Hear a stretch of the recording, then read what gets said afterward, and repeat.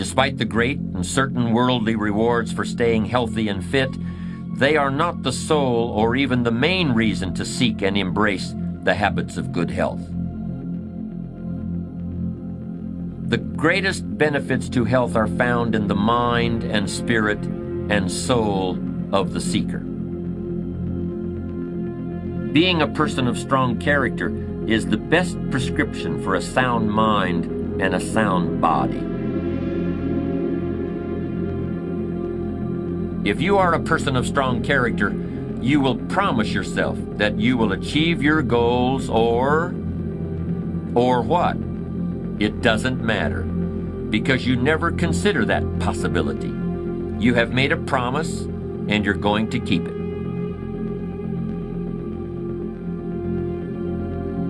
When you set out to drive to the grocery store, you don't stop at the doorway and think, what will I do if I don't make it?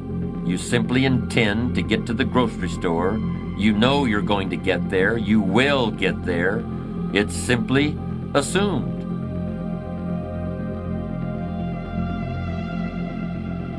Fear is simply the inability to make a promise to yourself.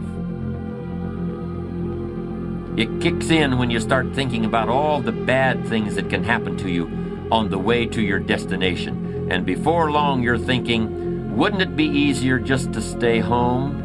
Isn't it safer to just stay in bed? Isn't it better to pull the covers up over my head?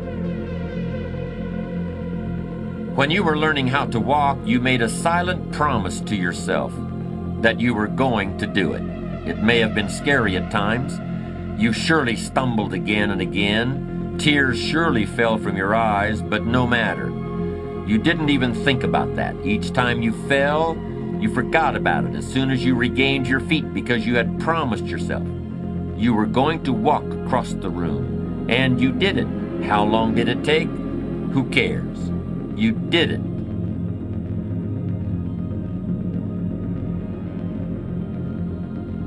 Ask yourself, are you a person who comes to a fork in the road and turns right or left? Or do you stop the car, scratch your chin, and say, well, maybe I'll go this way, and then again, maybe I'll go that way?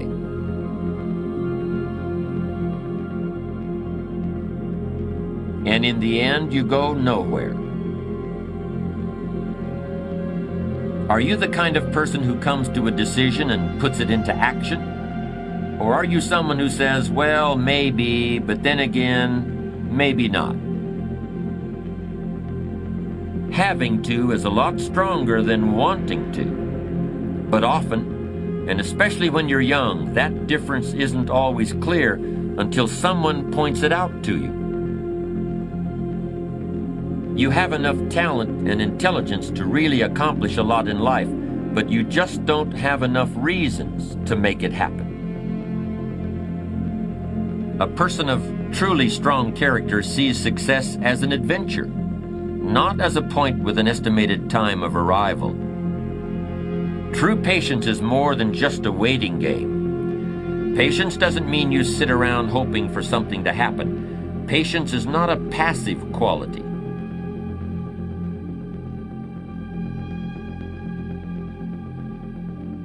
Sometimes patience can mean doing something else entirely, thinking about another venture, taking off in a different direction, while you give events a chance to run their course.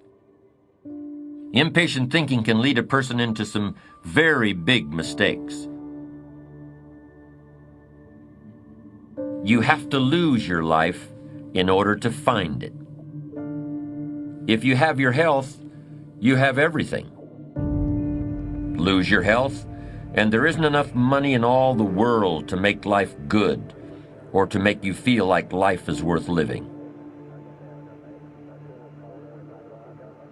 You have to lose one way of living in order to find a different one.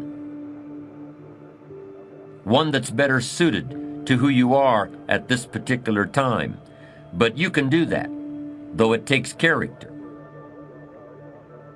You have to lose your life in order to find it, but you can lose your life and you can find a new one.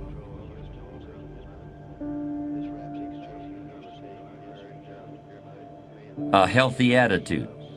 Your attitude, the slant you put on things, the way you lean into life or back away from it, is all part of your character. Good health is more than just the absence of illness. It's more than just not being sick. Good health is the direct result of right thinking and right living. In other words, of strong character.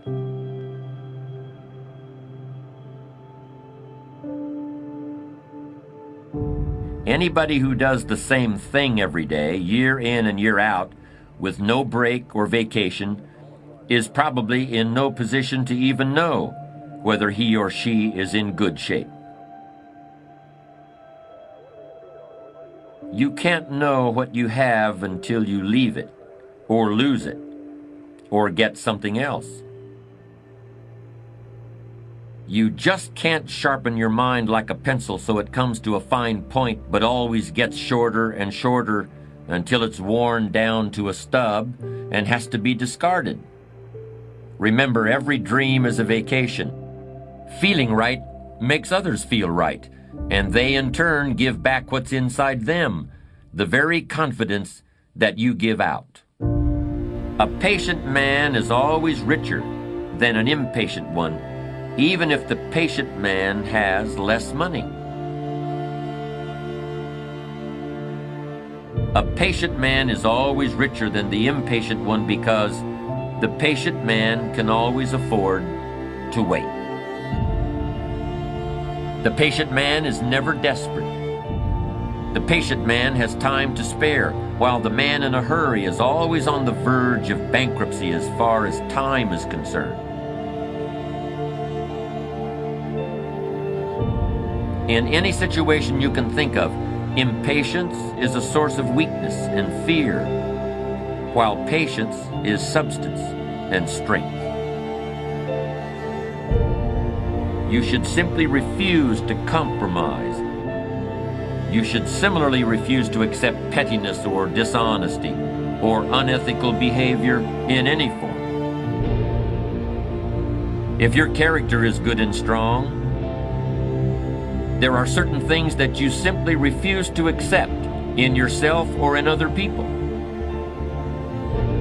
In your work, you refuse to accept anything less than your best effort.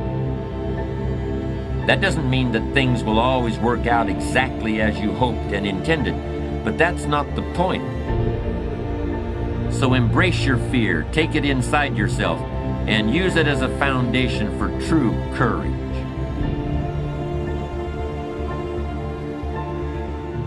There will always be variables you can't control, but your effort level should always be maxed out regardless.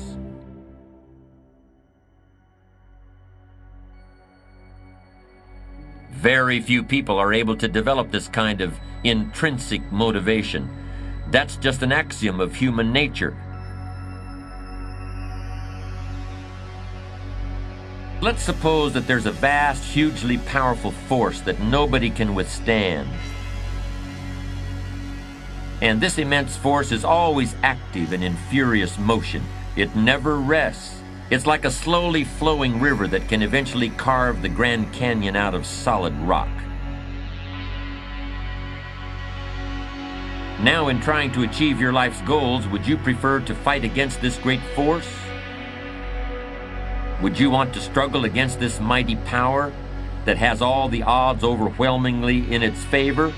Or would you rather enlist this great power in your cause and make the inevitable work for you instead of against you? By the way, time is that great power I'm talking about.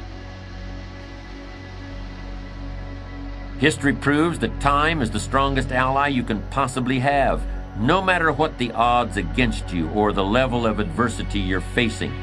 Time gives strength to those who have it on their side.